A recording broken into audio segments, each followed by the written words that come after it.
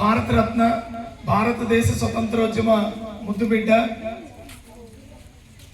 సర్దార్ వల్లభాయ్ పటేల్ గారి 50వ జయంతి మన వార్తల్లో విన్నాం. 150వ జయంతి. ఎందుకంటే 1875 అక్టోబర్ 31న సర్దార్ వల్లభాయ్ పటేల్ గుజరాత్లో జన్మించారు. భారతదేశ మొట్టమొదటి హోమ్ మినిస్టర్గా పనిచేయడం జరిగింది. అలాగే భారత స్వతంత్రోద్యమంలో న్యాయవాద వృత్తిని స్వీకరించి స్వతంత్రోద్యమ పోరాటంలో గాంధీజీ గారికి బాగా చేదోడు వాదోడుగా ఉండేటువంటి వ్యక్తి.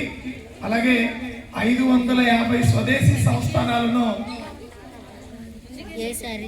550 స్వదేశీ సంస్థానాలను మరి భారత్ యూనియన్ లో కలిపి భారతదేశ సమైక్యతని పెంపొందించినటువంటి మహానుభావుడు సర్దార్ వల్లభాయ్ పటేల్.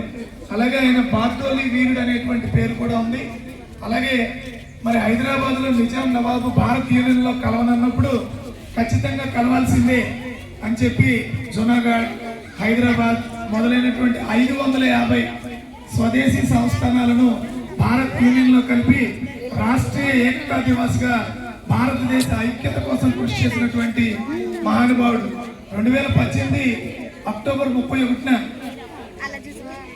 గుజరాత్ లోని నర్మదా నది ఒడ్డున 182 మీటర్ల ఎత్తులో ప్రపంచంలో అత్యంత ఎత్తైనటువంటి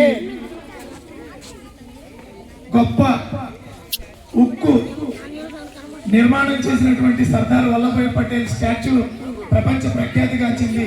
అలాంటి మహనీయుని జయంతిని తెలుసుకుని మరిన్ని విషయాలు మరి ఈనాడు పేపర్లో, టీవీలో, సోషల్ మీడియాలో మరి మీరు అందరూ తెలుసుకుని ఆయన యొక్క ధైర్య సాహసాలను మరి పాఠశాల దశలో మరి మీరు అలవాటు చేసుకోవాలని తెలియజేస్తూ మరొకసారి సర్దార్ వల్లభాయ్ పటేల్ గారికి జయంతి శుభాకాంక్షలు తెలియజేస్తూ జై హింద్.